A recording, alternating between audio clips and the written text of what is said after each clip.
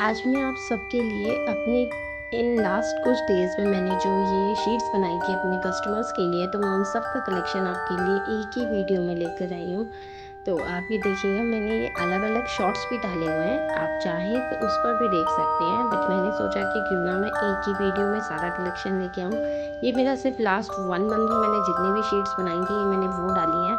अगर आप और भी सब वीडियोज़ देखना चाहते हैं तो मेरे यूट्यूब चैनल को सब्सक्राइब करें और उस पे और भी कलेक्शन देख सकते हैं। आप चाहें तो ये सारी रील्स आप फेसबुक और इंस्टाग्राम पर भी देख सकते हैं। आपको ये सारा कलेक्शन फेसबुक और इंस्टाग्राम अकाउंट पर भी मिल जाएगा।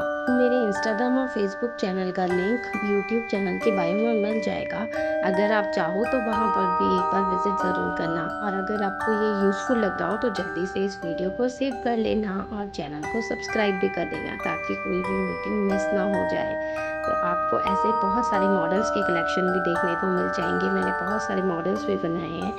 आपको ये सब भी कलेक्शन आपको मेरे चैनल पर देखने को मिल जाएगा।